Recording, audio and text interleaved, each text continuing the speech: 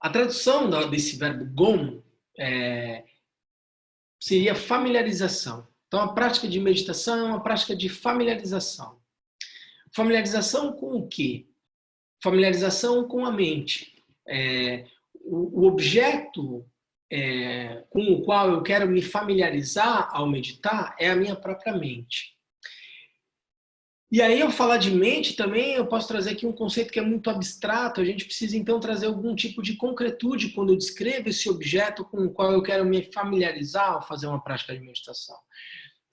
Então, ao se descrever o que é a mente com a qual eu quero me familiarizar, fundamentalmente, a gente costuma trazer 3 características ou atributos fundamentais dessa mente, né?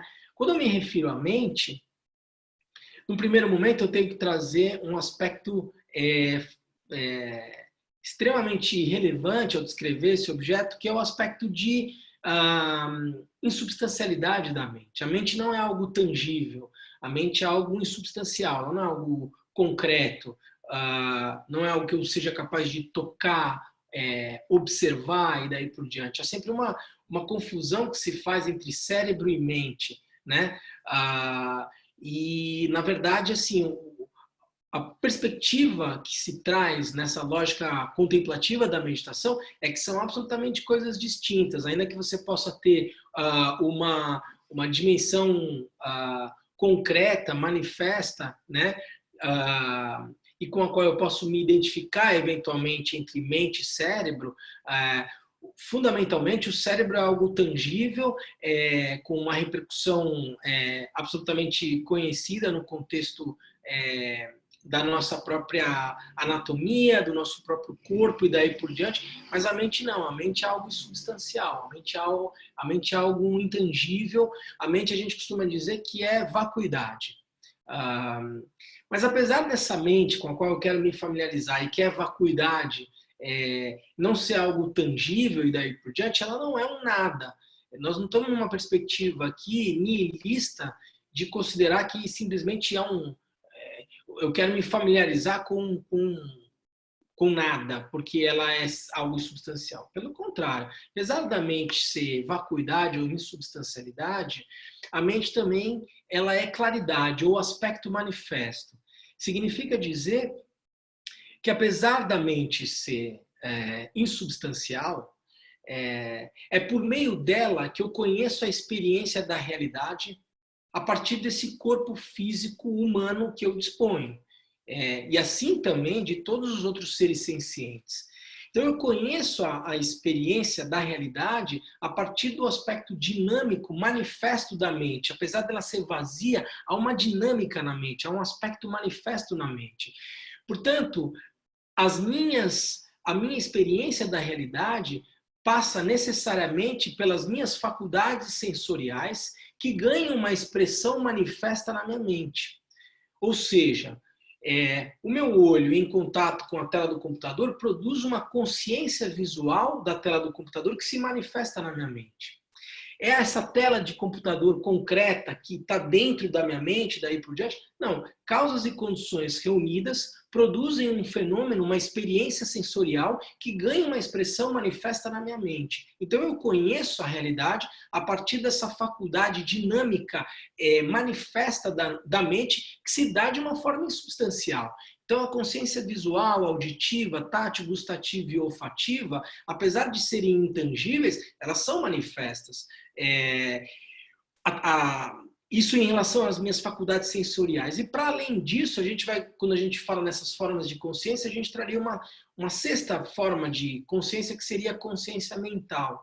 E nela eu incluiria todos os meus pensamentos, para além disso, todas as minhas emoções e daí por diante, que são coisas absolutamente intangíveis, né? Mas que eu tenho absolutamente condição de conhecer pela minha própria experiência ou afirmar pela minha própria experiência de que elas existem apesar de serem insubstanciais. Então, a emoção que eu sinto num determinado momento, talvez uma outra pessoa não esteja sentindo pela incapacidade dela de ter uma relação empática comigo e daí por diante, mas de fato eu conheço pela minha própria experiência que existe uma expressão manifesta insubstancial ganhando expressão na minha mente numa dimensão um pouco mais ampla. A gente costuma dizer, por exemplo, partindo de uma referência do campo da tradição, particularmente do budismo, a gente fala, por exemplo, de 3 portas. Né? A gente fala do corpo, palavra e mente. Então, a expressão física tem essa dimensão aqui tangível, né? No que eu poderia dizer do meu cérebro ou da minha experiência discursiva e daí por diante, mas mais do campo cerebral mesmo. Corpo, palavra e mente. A dimensão da mente, a gente costuma dizer que ela é muito mais ampla, e se eu tivesse que localizar ela em algum lugar, apesar de ser intangível, insubstancial, eu diria que é aquela experiência ou aquela dimensão do meu próprio coração, onde eu experimento para além de desejos, sensações e daí por diante, também emoções, pensamentos, vontades e daí por diante. Então, estava dizendo para vocês aqui que meditar, na verdade, é um exercício de familiarização. Familiarização com o quê? Com a mente. E aí eu estou descrevendo os atributos dessa mente. Mente é insubstancialidade ou vacuidade, ao mesmo tempo mente é claridade ou aspecto manifesto, apesar da mente ser intangível, a experiência da realidade, né, passa por esse atributo natural da mente dinâmico de se manifestar a partir das minhas faculdades sensoriais, com as correspondentes formas de consciência que se manifestam na minha mente, visual, consciência visual, auditiva, tátil, gustativa, olfativa e consciência mental, incluindo aqui a consciência mental, todas as formas de emoções, sensações, pensamentos e daí por diante. E um terceiro atributo da mente, com o qual eu quero cada vez mais cultivar e me familiarizar, é a capacidade que a mente tem inata de conhecer tudo aquilo que nela se manifesta. Ou seja, não há uma ação volitiva em conhecer a experiência sensorial visual que se manifesta quando o meu olho entra em contato com a tela do computador. Causas e condições reunidas produzem um fenômeno manifesto na minha mente, consciência visual, e querendo eu ou não, a minha mente é capaz de conhecer essa experiência de forma involuntária e tal, porque esse é um atributo inato da mente de lucidez ou capacidade de conhecer tudo aquilo que nela se manifesta. E isso para nós é extremamente importante. Por quê? Porque, em geral, a gente cresce e se forma numa perspectiva marcada por uma lógica cartesiana de que eu sou no pensamento, de que eu penso, logo existo. E de que, portanto, aquilo que é a minha essência está no pensar, no pensamento. E o que a meditação e o exercício de familiarização vai aos poucos demonstrando é que existe uma essência que precede essa experiência, que precede o fenômeno do pensamento e que é capaz de conhecer essa experiência. E a partir da possibilidade de conhecer essa experiência, quanto mais ela é exercitada e daí por diante, ela confere a possibilidade de autonomia daquele que conhece essa experiência, né, de fazer escolhas mais lúcidas em relação a tudo aquilo que na mente se manifesta. Então, diante de tudo aquilo que se manifesta na mente, apelos aos meus sentidos, né? O desejo, né? Assim, uma música que me agrada, ou uma música que me desagrada e daí por diante. Se eu não desenvolvo algum nível de autonomia diante de tudo aquilo que se manifesta na minha mente, eu rapidamente sou capturado pela experiência sensorial ou pelo pensamento, a emoção, e me identifico com aquela experiência que se manifesta na mente de forma absolutamente automática, sem poder exercitar algum nível de livre-arbítrio para fazer escolhas sobre que objetos e experiências que se manifestam na minha mente eu quero me identificar, eu quero seguir, eu quero acompanhar e daí por diante. Então, quando a gente fala em desenvolver algum nível de inteligência emocional, por meio da meditação, ao exercitar o treinamento de se familiarizar com a mente, entender um pouco como ela funciona, ser capaz de reconhecer a partir desse estado de lucidez, que é uma qualidade inata da mente, tudo aquilo que se manifesta na mente, reconhecer quando as emoções se manifestam e daí por diante, e ser capaz de, ao identificar, cada vez mais ampliar o espaço de autonomia que eu tenho entre conhecer e me identificar com aquela emoção, para nesse espaço exercitar algum tipo de escolha mais lúcida para saber, essa é uma emoção que é saudável para mim ou não é? Eu quero me identificar com essa sensação de raiva que se manifesta quando eu vejo uma injustiça acontecendo na rua e daí por diante. Ao reconhecer uma sensação de injustiça, que tipo de emoção ela aflora em mim? É uma indignação acompanhada de uma raiva? Ou é uma emoção acompanhada de um engajamento na perspectiva de assumir uma postura de engajamento numa ação mais justa, mais adequada, menos violenta e daí por diante, para aquela situação específica. Se eu não desenvolvo esse tipo de habilidade de me familiarizar com o funcionamento da mente e de conseguir exercitar esse estado de lucidez diante de tudo aquilo que se manifesta na minha mente, eu sou absolutamente aprisionado, que se lembra daquelas aulas de biologia, eu sou fagocitado pela emoção, e quando eu vejo, eu me tornei a emoção. E aí não há mais a diferenciação entre eu sou a raiva, eu sou o desejo, e daí por diante. Então, numa sociedade como a nossa, né, construída numa perspectiva bastante marcada aos apelos dos nossos sentidos, né, o ser humano se estrutura numa lógica de desejo absolutamente guiada pelas experiências sensoriais que a gente tem. Então, numa sociedade marcada por uma lógica capitalista, e aqui não vai nenhum juízo de valor sobre isso, mas construída a partir de uma lógica de desejo que opera no consumo, na sedução aos meus sentidos e daí por diante, é extremamente importante desenvolver uma habilidade lúcida para lidar com tudo aquilo que apela aos meus sentidos. Satisfazer todos os meus desejos de consumo, seguir todas as minhas emoções, será que é uma forma de liberdade ou é uma forma de aprisionamento aos meus sentidos? O quanto isso me diferencia de um animal, por exemplo, que responde instintivamente a tudo que apela aos seus sentidos. Então, desenvolver, praticar esse exercício de se familiarizar com o funcionamento da mente e, a partir desse exercício, desenvolver um espaço maior de autonomia em relação a tudo aquilo que se manifesta na minha mente, a partir de um estado de distanciamento e lucidez, que é fabricada, que é um atributo inato da mente, eu consigo aos poucos ir exercendo autonomia sobre tudo aquilo que se manifesta na mente e, a partir daí, desenvolver inteligência emocional. Ser capaz de enxergar quando uma emoção é nociva ou quando ela é saudável, fazer escolhas mais lúcidas em relação a elas, para não ser absolutamente dragado, né, ou consumido pelas minhas emoções, sem estabelecer nenhum tipo de discernimento diante daquilo que se passa na minha experiência de realidade, na minha própria mente. Então, essa é a ideia de, por meio da meditação, desenvolver inteligência emocional. Ser capaz de reconhecer, num determinado momento, esse tipo de situação gera em mim ansiedade, gera em mim medo e daí por diante. Como eu posso lidar com isso? Que tipo de recurso, de ferramenta eu posso aplicar nesse momento onde eu identifico que surge uma emoção aqui que ela não é saudável?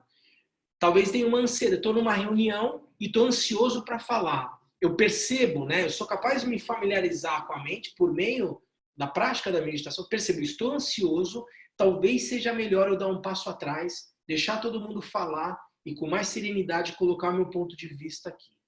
Isso é inteligência emocional, é reconhecer o que se passa no teu universo emocional e, a partir dessa lucidez, ampliar o gap que existe, o espaço que existe entre a manifestação da emoção e a minha reatividade, para, com lucidez, com serenidade, uma escolha mais pertinente em cada uma das situações no nível emocional. Essa é uma apresentação um pouco básica aqui para a gente entender qual é a relação que existe entre meditação e desenvolvimento de inteligência emocional. Depois a gente vai falar um pouco aqui como isso se dá na prática. Perfeito, professor. Pessoal, quem quiser fazer perguntas já específicas, pode ir colocando as perguntas no chat, que eu vou repassando para o professor Bruno. Enquanto vocês vão elaborando as perguntas, eu queria começar com uma pergunta. Aliás, quero começar contando rapidamente um caso aqui que aconteceu agora e elaborar a pergunta na sequência. Agora, quando começou a nossa transmissão, começou um show aqui no meu condomínio. Não sei se vocês estão ouvindo. Não. Que bom, vocês não estão ouvindo. E, de repente, eu me senti drenado por alguma emoção, provavelmente raiva, frustração ou algum tipo de emoção que já iria me capturar para que eu fosse um pouco mais agressivo e resolvesse essa situação. E eu falei, não, deixa eu administrar isso de uma outra forma. Então, eu solicitei a minha esposa que entrasse em contato com o condomínio, explicando que eu estaria numa aula agora. Então, talvez isso, e aí o senhor pode explicar um pouco melhor, talvez isso seja um reconhecimento de uma emoção, que talvez tenha vindo por uma prática meditativa que eu venha tendo. Essa é a primeira dúvida. E a segunda a gente fala muito do empreendedor social, daquele que se engaja para a solução de causas sociais.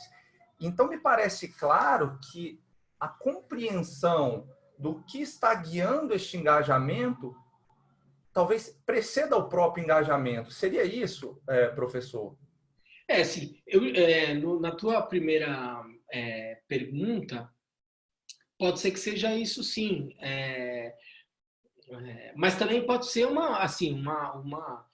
isso, quer dizer, a capacidade de desenvolver inteligência emocional, ela pode se dar por meio desse recurso que é a meditação, mas isso pode ser algo aprendido na tua própria formação educacional e daí por diante, quer dizer, a forma como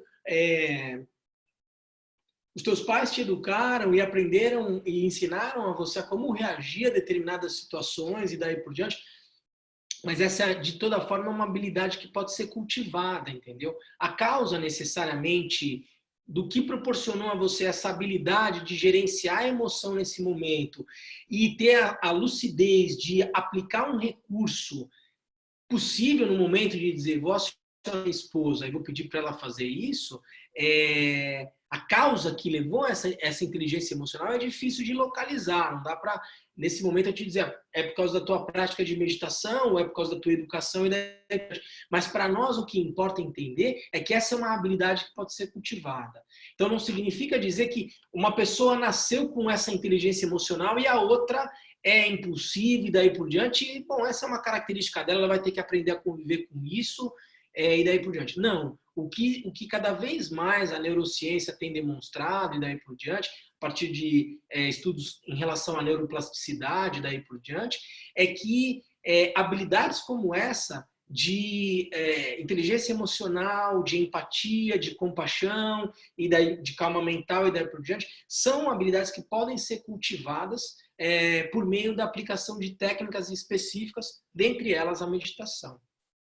Quando você me faz a segunda pergunta em relação ao empreendedorismo, eu acho que é extremamente importante.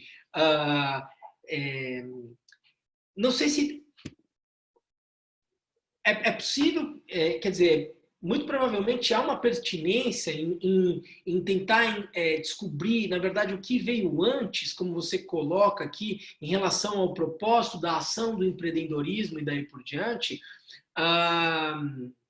Em termos temporais, mas o que eu acho que é importante a gente mencionar aqui, do ponto de vista da inteligência emocional, é desenvolver uma habilidade de lucidez para exatamente compreender qual é a minha motivação ao eu me engajar numa ação de empreendedorismo. O que de verdade me move nesse tipo de ação?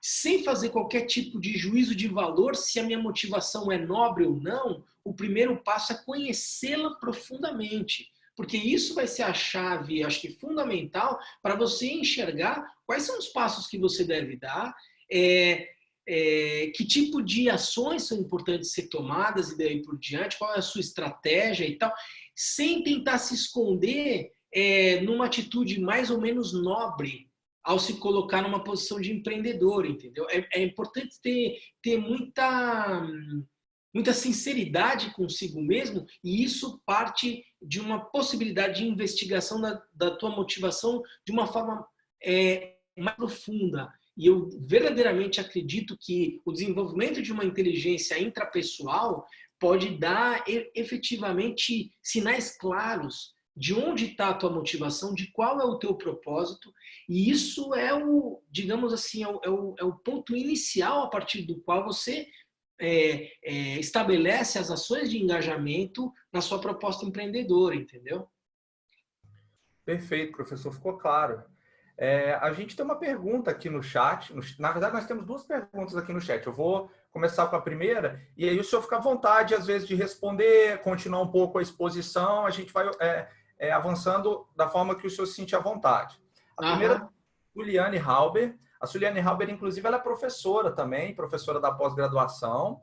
Ela fala: prazer em te conhecer. A partir da atenção plena, posso ampliar minha percepção, o que é fundamental para me conectar a outros e desenvolver empatia. Empatia é fundamental ao empreendedor social, na minha perspectiva. Então, meditação pode ampliar meu nível de empatia. Faz sentido essa reflexão? Faz totalmente sentido, assim. Inclusive, a forma como a gente, falando aqui, né, da proposta do curso de empreendedorismo social trazida pela UDF, daí por diante, ela é muito estruturada num programa de meditação que tem por propósito fundamental, ao final, gerar uma postura mais resiliente, mais empática e mais compassiva, não numa perspectiva ingênua de compaixão, mas sob a perspectiva, e eu acho que isso é fundamental para um empreendedor, de ter a capacidade, a sensibilidade de conhecer a experiência do outro e ser capaz de se engajar numa ação que seja pertinente, seja para a cessação do sofrimento do outro, seja para o florescimento do outro e daí por diante. Então, acho que para o empreendedor social, fundamental uma postura, a capacidade de desenvolver empatia. E o programa todo que é pensado para esse curso da UDF é estruturado num percurso voltado ao desenvolvimento exatamente de resiliência, empatia, compaixão. Então, a pergunta é absolutamente pertinente. Eu vou aproveitar, Gabriel, não sei se cabe, mas eu queria desenvolver um pouquinho em cima disso que a professora Suliane, é isso o nome dela? Isso. A professora Suliane trouxe, que é esse conceito de plena atenção que ela traz, até um pouco para contextualizar a prática que eu me proponho a fazer com vocês hoje aqui no final da nossa aula. Quando a gente está falando em prática de plena atenção, Suliane, fundamentalmente, a prática de plena atenção, quando você olha numa perspectiva de um percurso a ser trilhado até desenvolver empatia, resiliência e essa inteligência emocional que a gente propõe aqui, a plena atenção, ela cumpre uma funcionalidade estruturante nesse percurso, que é criar condições favoráveis para esse processo de familiarização da mente. Então, quando eu faço a prática de plena atenção, que é a prática que a gente vai fazer hoje aqui, fundamentalmente, eu quero desenvolver a habilidade de permanecer com foco sobre um determinado objeto, mas como um efeito colateral, mas talvez o mais desejado nessa prática, ao estabelecer foco sobre um objeto, automaticamente eu vou criando uma ambiência mais tranquila na minha mente. O que eu quero dizer com isso? Quando eu uso a prática de mindfulness ou de plena atenção, por exemplo, sobre a respiração, que é o que a gente vai fazer hoje, e eu sou capaz de ancorar minha plena atenção e permanecer com a plena atenção sobre um objeto específico, no caso que a gente vai usar aqui, é a consciência tátil do ar entrando e saindo do meu corpo. Lembra que eu falei para vocês? Mente é vacuidade, ao mesmo tempo ela é claridade ou aspecto manifesto, e eu disse que as diferentes formas de consciência a partir das minhas faculdades sensoriais se manifestam na minha mente e capacidade de conhecer tudo aquilo que nela se manifesta. Bom, o que a gente faz na prática de plena atenção é escolher uma dessas formas de consciência. Eu poderia escolher a consciência visual, então um objeto visual, para ancorar minha plena atenção. No nosso caso aqui, a gente vai usar a consciência tátil do ar entrando e saindo do meu corpo para ancorar minha plena atenção. Exercitar a plena atenção de quando a minha mente aparece um pensamento, a minha atenção vai para o pensamento, eu trago de volta para a respiração. E nesse exercício, quanto mais eu consigo permanecer sobre um suporte específico, a consciência tátil do ar entrando e saindo da minha mente, as outras formas de consciência ou as outras experiências sensoriais, elas vão perdendo intensidade. Então, os pensamentos que estão pipocando na minha mente, se eu consigo manter foco, eles vão perdendo intensidade. Aquela música que está tocando aí na festa do lado do Gabriel, que talvez esteja ali gritando no ouvido dele, dizendo, caramba, vai atrapalhar. Se ele está plenamente concentrado aqui na aula que ele está dando, blá, blá, blá, blá, aquilo passa a ser de uma música, de uma festa, passa a ser uma música lounge, uma música ambiente, e de repente, não é que ele deixa de ouvir a música, mas ela perde a intensidade que tinha. Ele não vai deixar de ouvir, por quê? Porque as causas e condições estão reunidas. O ouvido dele captou o som, então a consciência auditiva vai se manifestar na mente dele. Portanto, é importante dizer isso. Meditar não é esvaziar a mente de pensamentos, pelo menos nesse momento. Os pensamentos vão continuar se manifestando. O que é fundamental para mim é saber, essa música, ela é boa ou ela é ruim? Esse pensamento é bom ou ruim? Essa emoção é boa ou ruim? A gente não estabelece juízo de valor sobre a experiência sensorial. Para nós, o que importa não é saber se esse pensamento é bom ou ruim, se essa música é boa, eu gosto ou não gosto. A questão para nós é saber o que eu faço quando essa experiência se manifesta na minha mente. Eu sigo ela de forma absolutamente automática, porque eu não tenho autonomia, então a música me capturou e quando eu vejo, eu estou acompanhando a música e tal, ou eu percebo a música se manifestando, mas digo, não, nesse momento foca na aula que eu estou dando, eu não vou dar atenção. Eu não estabeleço juízo-valor, a festa não é boa ou ruim, a festa simplesmente não é o objeto da minha atenção nesse momento. Se eu sou capaz de estabelecer essa autonomia e volto para o meu objeto que eu escolhi como foco da atenção, a música, o cheiro da torta que a minha esposa está cozinhando, que seduziu o meu apelo sensorial de querer comer essa torta que ela está preparando. Não, ela está preparando uma torta, está tocando a música, mas meu foco está aqui na respiração. Então, o apelo sensorial olfativo do cheiro da torta, da música toda, vai perdendo intensidade e minha mente vai se acalmando. Na medida em que essa mente se acalma, por meio da plena atenção, por isso que eu disse para Suliane que a mente cumpre essa funcionalidade, entendeu? Eu quero desenvolver foco, mas como efeito colateral e talvez o mais pretendido é ir acalmando a minha mente. Por isso que a prática de mindfulness ou de plena atenção, ela também é chamada de calma mental, porque ela vai criando ambiência de calma para aí sim eu conseguir me familiarizar com o que está acontecendo na minha mente e a partir de uma mente mais calma e podendo enxergar melhor o que se passa na minha mente, exercitar essa inteligência emocional, de conhecer melhor as emoções, desenvolver uma espécie de letramento emocional. Eu entendo, quando eu sinto isso no meu corpo, quando isso acontece, que tal e qual emoção se manifesta na minha mente. Bom, eu conheço essas emoções, mas a questão é saber o que eu vou fazer com essa emoção. A emoção, ela não tem uma natureza intrínseca boa ou ruim. Ela pode ou não pode me levar a cometer atos que são mais ou menos virtuosos. Uma emoção pode me gerar um sentimento de compaixão, um sentimento de raiva.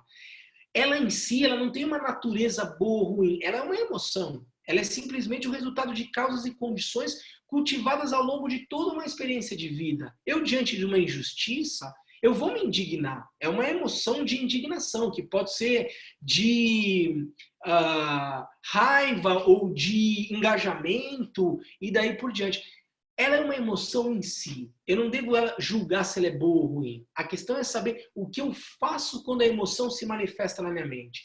E para desenvolver essa habilidade de escolher lucidamente o que fazer com as emoções, primeiro eu preciso acalmar a minha mente. E a prática de plena atenção cria essa habilidade de foco, mas de forma colateral e talvez a mais desejada, ela acalma a minha mente para que eu possa, então, começar a me familiarizar com o seu funcionamento e, a partir daí, exercitar uma maior autonomia, uma maior inteligência emocional.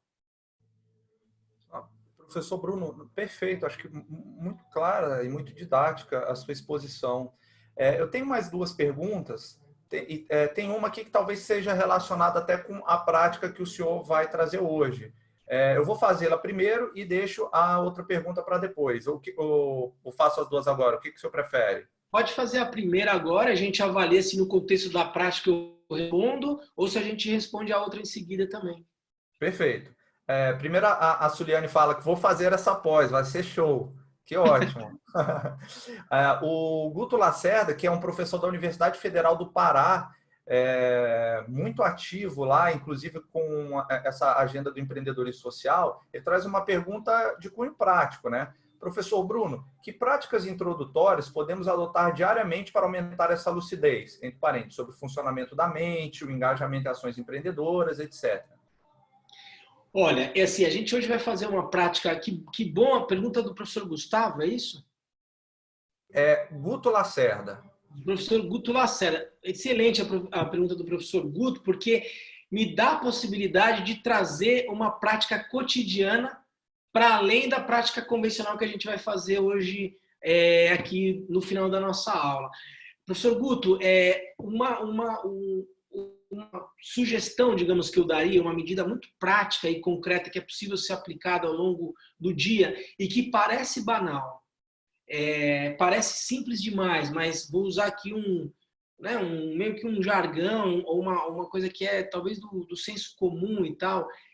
São as coisas mais simples que existem, que estão as coisas mais preciosas. Apesar do que eu vou dizer aqui ser uma coisa muito simples,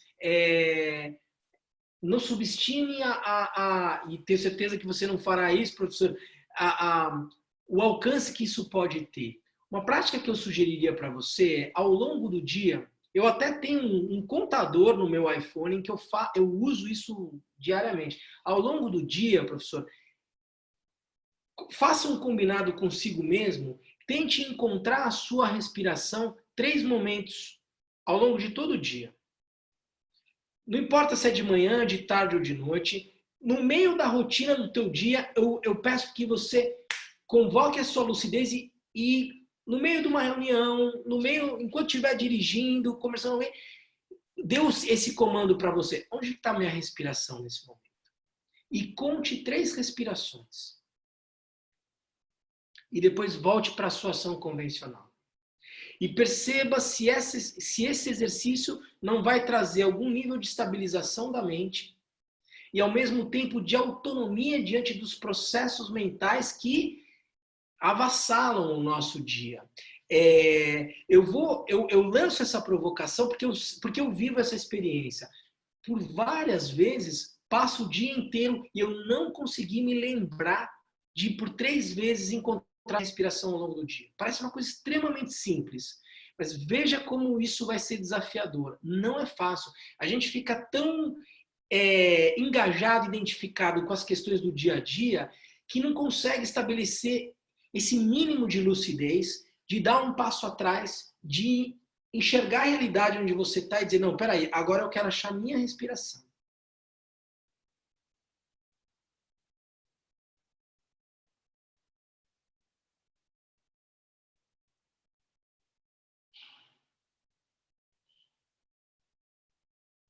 E perceba como você volta. Primeiro, mais sereno. Segundo, um pouco mais autônomo diante da experiência de realidade absolutamente intensa que a gente experimenta ao longo da nossa vida. Entendeu? Então, eu acho que por meio desse exercício, você começa a estabelecer algum nível de autonomia diante dos processos mentais, começa a se familiarizar com o funcionamento da mente e já começa a desenvolver uma habilidade, um recurso que proporciona o desenvolvimento de inteligência emocional. Principalmente se você for capaz de exercitar esse tipo de técnica em meio a situações desafiadoras, no meio de uma reunião, no meio de uma discussão e daí por diante. Um passo atrás, observa, encontra 3 respirações, permanece na respiração com plena atenção e volta. Eu acho que esse é um exercício que consegue sintetizar muito do que a gente falou aqui e ele é cotidiano. Você não precisa de uma almofada de meditação, você não precisa de uma paisagem maravilhosa, de uma de um incenso e daí por diante. Pelo contrário, acho que todo o propósito aqui e a sensibilidade do Gustavo de trazer esse módulo, né, para o curso é exatamente desmistificar a lógica da meditação, trazê-la para uma perspectiva muito concreta, palpável e pragmática mesmo, sabe? Com implicações na tua forma de viver e também na sua própria saúde. Porque existem estudos claros mostrando o impacto da meditação na redução de estresse, depressão, traumas e daí por diante. Às vezes a gente se depara muito com essa questão em sala de aula, né, professor? O aluno ele quer uma resposta muito rebuscada e a gente dá uma resposta simples e ele, mas isso é óbvio, isso é clichê, isso eu já sabia. Mas a questão não é saber, é fazer, né? É aplicar. Quantas vezes por dia a gente faz isso? Gabriel, excelente. Assim, você me dá um gancho enorme para dizer uma coisa que é extremamente importante. Algumas pessoas dizem o seguinte, cara, meditação é muito difícil, não é para mim. E você vê, primeiro que essa técnica, né, isso que eu passei para o professor Guto agora, é uma prática de meditação, que é uma prática de familiarização com o funcionamento da mente. Né? Assim, então, é uma técnica muito simples. Ela é tão simples que eu não dou valor a ela. Então, o desafio maior da meditação não é que é algo complicado. Você tem formas de meditação mais ou menos complexas. Mas a síntese da meditação, por isso que eu trouxe o conceito no início da aula, de meditar é se familiarizar com a mente. Pode ser de uma forma complexa, com visualizações, ou com uma técnica muito simples, que é o que a gente vai fazer agora, que é para permanecer com foco na respiração. E só. Então, a meditação, indo na linha do que você falou, ela em si, ela é extremamente simples. O difícil é fazer, é praticar, é ter a disciplina de dizer 7 horas da manhã eu vou acordar e vou fazer a meditação. Ou vou me lembrar de fazer uma meditação à noite. A meditação em si ela é simples. O problema é aplicar a meditação, é se disciplinar para fazer algo que é tão simples e que por ser tão simples, às vezes hoje eu não vou fazer. E daí... Essa é a dificuldade, e não a meditação em si. Obrigado, professor Bruno. Nós temos ainda mais 20 minutinhos e temos 2 observações. O professor Guto agradece, né? Muito obrigado, Bruno, sensacional, faz muito sentido. A Suliane coloca: a compreensão de um sentimento desencadeado por um pensamento permeia em identificar a necessidade que foi ou não atendida. E aí depois ela coloca um outro comentário, né? Acho que acredito que em cima daquilo que eu falei, ela coloca: tornar ela acessível. Porque existem muitos mitos sobre isso, professor Gabriel. O resgate do simples é importante, né? Ela coloca aqui no nosso chat. Exatamente. Essa é uma experiência de encontro com as suas próprias verdades, né, Suliane? Assim, é uma experiência subjetiva.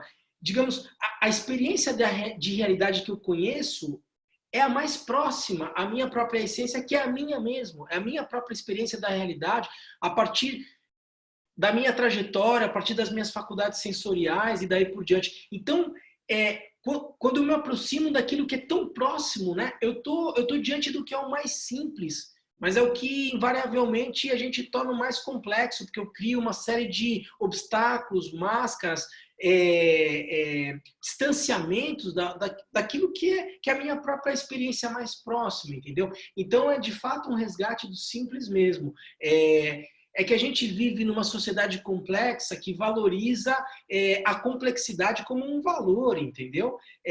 Sem crítica em relação a isso, mas talvez o resgate ao simples e ao básico possa trazer respostas muito mais diretas e objetivas para o contexto de complexidade que a gente vive hoje, entendeu?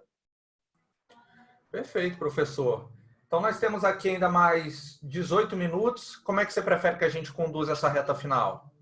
Olha, eu acho que a gente podia, então, fazer a nossa prática. Eu vou dar algumas instruções. Acho que a nossa prática vai levar aí mais ou menos uns 10 minutos e tal.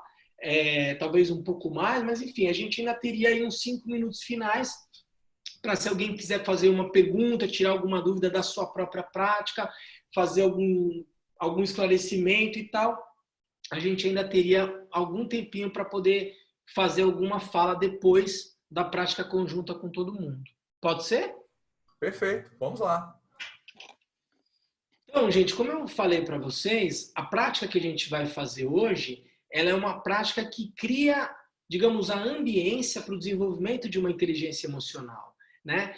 Para que eu seja capaz de verdadeiramente conhecer a experiência que se dá na minha própria mente, eu preciso estabilizar essa mente. Eu preciso acalmar essa mente e criar uma condição um pouco mais serena para, a partir daí, com a mente mais calma, aos poucos e cultivando a natureza dessa mente, conhecendo um pouco o que nela se manifesta e, a partir daí, estabelecer uma condição mais autônoma diante das experiências mentais, fazendo escolhas mais lúcidas, mais inteligentes do ponto de vista emocional, que é o tema da nossa aula hoje. Então, é importante contextualizar isso. A prática de hoje ela vai criando condições favoráveis para o desenvolvimento da inteligência emocional. Ela outorga um colchão a partir do qual eu vou desenvolver depois recursos, meios para lidar com os desafios emocionais que eu encaro ao longo do meu dia. Dito isso, então, compreendendo qual é o propósito dessa prática e que tipo de habilidade ela permite, de ser desenvolvida, a gente então vai passar as instruções. É uma prática absolutamente simples, como eu já adiantei para vocês, e por ser simples, talvez depois de tudo aquilo que a gente disse, ela é extremamente preciosa, que é a prática de plena atenção com foco na respiração.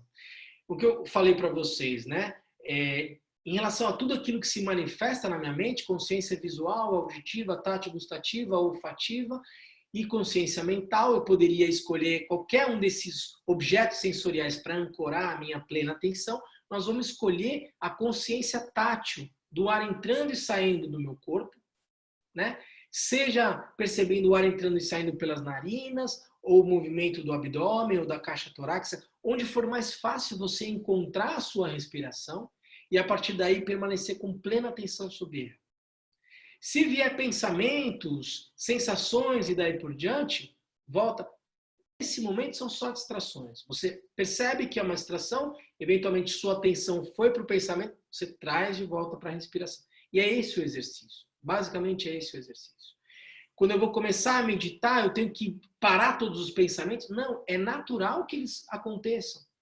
Você passou um dia hoje inteiro envolvido em questões e daí por diante, não é porque você começou a meditar que tudo vai parar. O mundo não para porque você vai meditar. Os pensamentos vão continuar acontecendo. Isso não é bom ou ruim, isso não significa que você meditou ou não meditou. A questão é saber o que você faz quando os pensamentos aparecerem. Para nós, a gente vai considerá-los como distrações e vai voltar para a respiração. E esse exercício é a própria meditação. Então não pense que porque veio o pensamento eu não meditei. Não, você meditou, você percebeu que os pensamentos estavam vindo e você aplicou os recursos para continuar no seu treinamento, na sua prática de familiarização com a mente, ancorado na respiração. Meditar não é brincar de estátua. Então, a postura que a gente adota, uma postura confortável, com a coluna ereta. Se você é capaz de cruzar as pernas, tudo bem. Se não é capaz, se você está sentado numa cadeira, também não tem problema. Eu pediria só que você colocasse a planta dos pés de forma paralela no chão, e você pode praticar a meditação sentado. Eu pediria que vocês inclinassem um pouco a cabeça para frente para manter a coluna vertebral ereta. Se eu tiver com a cabeça normal, ela vai entortar um pouquinho para trás, Então a ideia é manter ela totalmente ereta, então eu inclino um pouco a cabeça para frente. Você pode meditar com os olhos abertos, com os olhos fechados. Nós não vamos fazer uma prática de yoga onde a postura física é o foco da meditação, a asana, como se chama. Não, aqui a postura física cria condições favoráveis para a minha mente estabilizar. Então eu não preciso adotar uma postura desconfortável, porque se for desconfortável, a minha atenção vai para o desconforto. E eu não quero ter distração na meditação de desconforto. Então eu vou escolher a postura que for mais confortável para mim. E aí, a partir disso, se eu tiver um desconforto, tiver uma coceira, eu posso coçar a minha cabeça, o meu quê? Eu não estou brincando de estátua, como eu falei. Eu percebo que tem algum desconforto, alguma coisa acontecendo, eu adoto a solução particular para aquele tipo de situação e permaneço na minha prática de meditação. A gente não. É importante desmistificar a questão da postura e daí por diante, para cada vez mais tornar esse exercício acessível para todos. Então, a gente adota essa postura ereta, a cabeça ligeiramente inclinada, a boca fechada, talvez a língua tocando o palato, o céu da boca, mas é mais para relaxar essa parte do corpo, né? Assim, a parte do maxilar e daí por diante. As mãos pousadas no colo. Eu vou bater então o gongo da meditação e aí eu vou conduzir rapidamente essa meditação com vocês, tá bom? Vou dar poucas instruções, porque o fundamental é vocês permanecerem com plena atenção na respiração, tá bom? Vamos lá, então.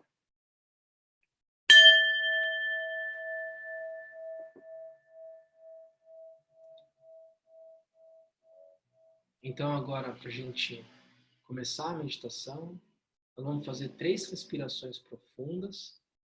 Na expiração, relaxando as tensões, as preocupações.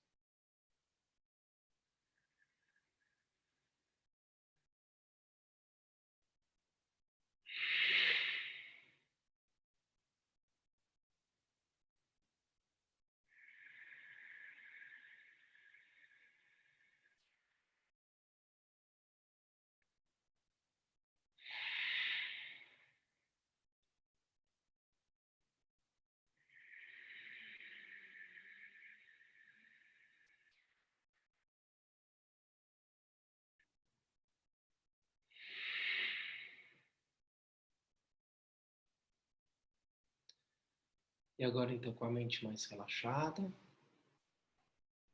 volte gentilmente a sua atenção à respiração. Simplesmente perceba o ar entrando e saindo pelas narinas, ou o movimento do abdômen, ou da caixa torácica.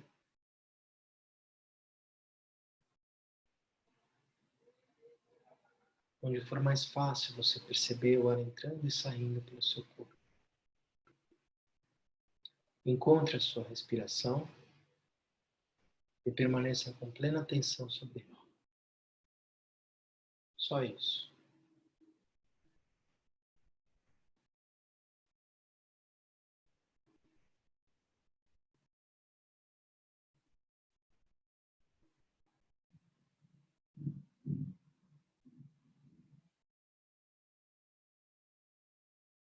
E se os pensamentos vierem, simplesmente deixe-os e volte para a respiração.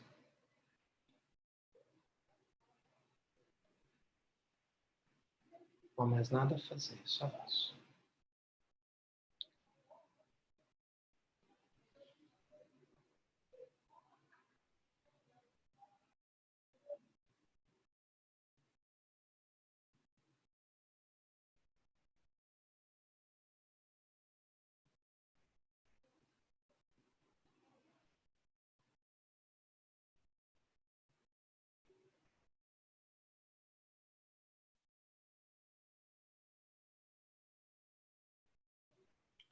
Deixe os pensamentos e volte para a respiração.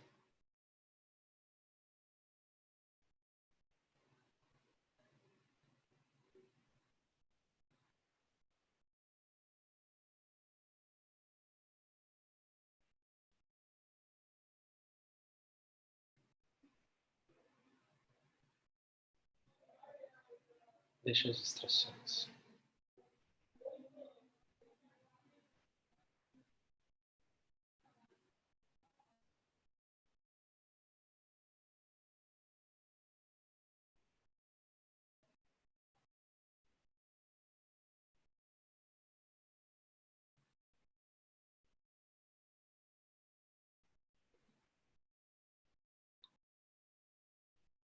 Larga os pensamentos. Volta.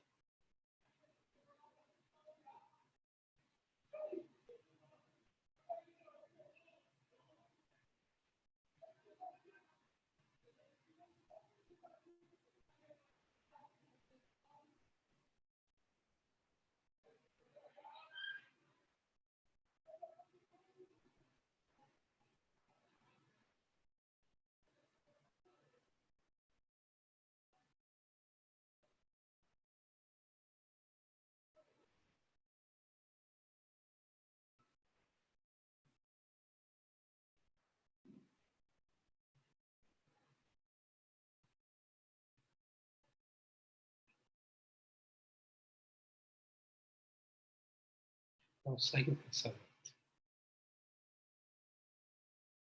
Não tem relevância agora. Volta para a respiração.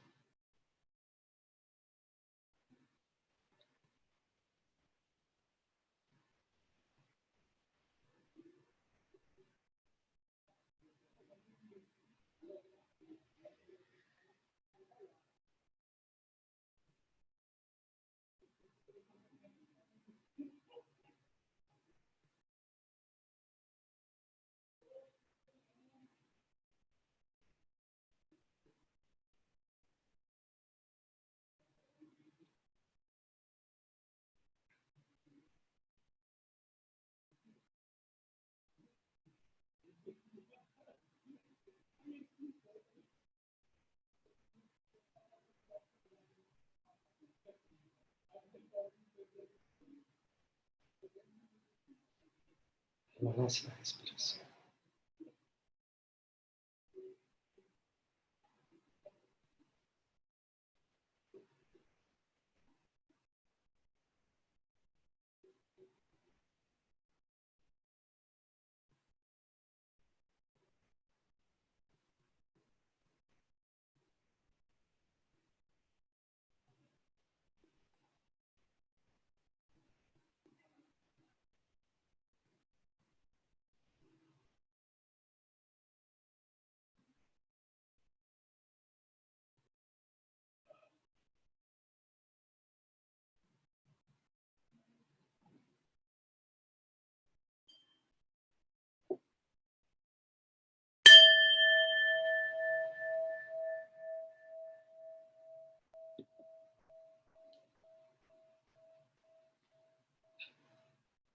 Como foi, gente? Difícil, desafiador, novidade? Alguém quer fazer algum comentário? Vou deixar o chat aberto aí para as pessoas fazendo comentário. Como foi a experiência? O que aconteceu? E aí, enquanto isso, professor Bruno, assim, ao final da nossa conversa de hoje, se fosse possível deixar algumas recomendações assim de um livro para ler, talvez um livro básico e um intermediário, às vezes um site para seguir, um canal no YouTube, alguma referência assim que as pessoas depois possam continuar essa aprendizagem, além de, lógico, né, participar da nossa pós-graduação, tá? Elas vão ter a experiência de trabalhar não só a inteligência intrapessoal, como a inteligência interpessoal e a inteligência sistêmica. Então, Gabriel, eu acho que um livro que eu acho bem bacana e que é uma referência nesse tema, eu sugeriria o livro Inteligência Emocional, do Daniel Goleman, que é um psicólogo e que foi quem acho que cunhou esse conceito da inteligência emocional. Ele estrutura muito o desenvolvimento da inteligência emocional por meio da meditação. Então, eu sugeriria o livro do Daniel Goleman, Inteligência Emocional, e o livro Foco, que é um outro livro dele, em que ele vai fazer essa vinculação de uma forma ainda mais clara. E eu definitivamente recomendo para quem queira fazer uma leitura mais aprofundada. De um site ou algum lugar que pudesse ser visitado, eu estou aqui tentando encontrar alguma referência que não seja do campo da minha própria tradição. E estou pensando aqui em algum lugar que pudesse ser visitado assim como uma referência. Talvez, enfim, vou pensar aqui se eu tiver alguma, mas prefiro deixar de fora o meu contexto budista e se tiver alguma sugestão, ou se alguém também quiser compartilhar algum lugar que também conheça e tal, de ser visitado e daí por diante. Mas eu acho que tem muitos lugares aí que tratam da meditação, de plena atenção e tal. Eu talvez desse uma recomendação de que baseado naquilo que a Suliane comentou e tal, a professora Suliane comentou, que é voltar ao resgate do simples, sabe? acho que quanto mais simples for a meditação, mais desinvestida de complexidades e tal, como essa que a gente fez hoje, isso é um bom indicativo de que você está voltando para a raiz e num ambiente talvez mais seguro. Perfeito. A professora Silene está muito alinhada, assim, porque primeiro ela sugeriu o livro Arte da Meditação, do próprio Daniel Goleman, falando que é um livro bastante simples também, e sugeriu também o aplicativo Insight Timer, que é um aplicativo interessante também. Eu uso esse aplicativo, Ah, que legal. e ele tem só o gongo, se você não quiser meditação guiada, mas tem meditação guiada, tem curso também. E nós temos aqui duas experiências da meditação, uma do professor Guto Lacerda e uma da Gisele Alves. Eu vou falar as duas, professor Bruno, porque aí, como a gente já está encaminhando para o final, o senhor tenta ver uma resposta melhor para as duas questões, mas acho que elas estão bem alinhadas. O professor Guto ele coloca: a recorrência de determinados pensamentos durante a meditação traz luz sobre possíveis focos de intervenção? Seria algo que normalmente tira atenção no dia a dia em geral, por exemplo? Essa é a do Guto. E a da Gisele ultimamente tenho vivido uma avalanche de pensamentos no final da noite, desencadeando a insônia. Alguma recomendação especial? Então, assim, são duas perguntas super importantes. Assim. Eu diria, Guto, que ah, quanto mais você se familiariza com a mente, né, com esse funcionamento por meio da meditação, mais você consegue identificar pensamentos recorrentes, e mesmo até que você nunca tenha feito meditação, se ele é muito recorrente, você não precisa nem meditar para saber que ele acontece sempre, né? Mas quanto mais você vai se familiarizando com isso, mais você consegue identificar padrões associados a esses pensamentos ou situações que desencadeiam esse tipo de digamos, comportamento mental, né, associado a esses pensamentos repetitivos. Eu diria para você que enquanto você está meditando, você deveria considerar esses pensamentos basicamente como distrações. E como um resultado natural de não se deixar levar, porque se você entrar no pensamento repetitivo, você deixou o seu suporte de meditação, concorda? Então, assim, identifica que é um pensamento. Se for um pensamento repetitivo, reconheça que é um pensamento repetitivo, mas não passe disso. Você não precisa etiquetá-lo. Esse é um pensamento repetitivo. Simplesmente perceba o pensamento, mas volta para o seu suporte, volta para a respiração. E quanto mais você exercitar isso, fora do contexto da meditação, naturalmente você vai poder entrar em contato com alguns insights de como lidar com esse tipo de situação. O risco que há é você, ao ter um insight de perceber isso é um pensamento repetitivo, eu vou adotar, você entrar no pensamento discursivo que não é o que a gente quer nesse momento, entendeu? Então reconheça, mas aplique a técnica da meditação e não siga o pensamento e deixe que o processo natural de familiarização com a mente, daí por diante, permita que os insights e a forma de lidar com esse tipo de experiência apareça no teu dia a dia, no contexto do teu dia, sem que você tenha que contaminar a tua meditação voltada a encontrar algum propósito, alguma solução para aquilo, entendeu? Isso é uma questão. E em relação à segunda pergunta da Gisele, também ela é importante. Assim, você pode usar a meditação como uma maneira de acalmar um pouco a sua mente antes de dormir. Então, encontrar a tua respiração, contar os ciclos respiratórios. Então, né, assim, tá com muitos pensamentos e tal, mesmo deitada, conta 21 ciclos respiratórios de meditação. Veja se ao contar 21 ciclos de respiração, se a sua mente está mais calma. Se ela não acalmou, conta mais 21 e daí por diante. O que a gente quer é acalmar a sua mente, mas pode ser que isso gere sim um relaxamento e você durma. Se isso acontecer, ótimo, você resolveu a questão da sua insônia, mas isso pode gerar um problema para a sua meditação, porque você pode associar a meditação à técnica de relaxamento, e não é isso que a gente quer. Então, assim, eu pediria para você vigilância na forma de utilizar essa técnica, de utilizar a respiração para relaxar ou para acalmar a sua mente, mas isso você vai fazer deitada, enfim, na cama e tal, mas quando você estiver meditando, sentado na posição correta, saber que não é o relaxamento que você quer, não é o torpor que você quer. É simplesmente a calma mental para permitir o desabrochar da lucidez inata da mente. Tendo isso em mente de forma clara, enfim, você pode usar a meditação como uma ferramenta para enfrentar a situação da insônia. Professor Bruno, adoraria ficar conversando com você aqui mais muito tempo, mas eu sei que você tem um filhinho para cuidar, você tem as suas obrigações, e já sou muito grato pelo tempo que o senhor disponibilizou para nós. Fiquei muito feliz com a sua exposição e queria deixar o último espaço para você dar o último recado antes da gente encerrar. Olha, eu só posso aproveitar esse último espaço para fazer uma propaganda do curso também, né?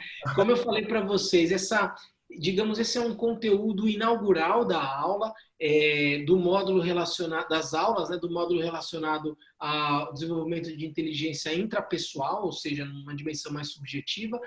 Mas, como eu falei para vocês, isso cria ambiência para um desenvolvimento de uma inteligência interpessoal, ou seja, na relação com o outro, e, ao final, inteligência sistêmica, ou seja, absolutamente sensível ao contexto e digamos, a dimensão, né, interdependente de toda a nossa condição de existência nesse planeta e daí por diante. Então, trabalhar as dimensões da inteligência intrapessoal, interpessoal e sistêmica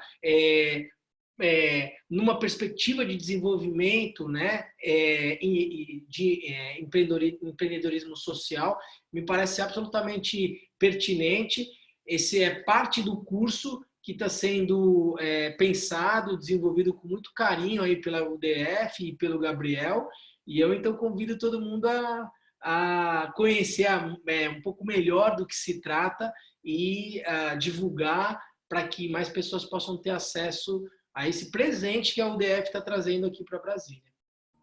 Perfeito. Quem quiser saber mais sobre o curso, pode entrar no site mudevocêomundo.com.br e aí lá tem uma aba pós-graduação, a gente envia o caderno executivo do curso. Próxima turma agora no segundo semestre, em agosto.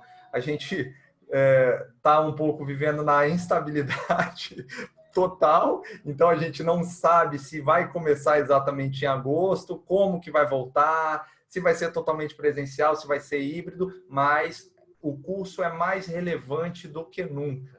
Mais relevante do que nunca. Professor Bruno, muito obrigado pela sua presença. Foi ótimo estar aqui, passar essa hora e pouquinho aqui com o senhor aqui na quarta-feira. E agradeço a presença de todos, pessoal. Muito obrigado e até a próxima, viu? Tchau, tchau. Obrigado, gente. Boa noite.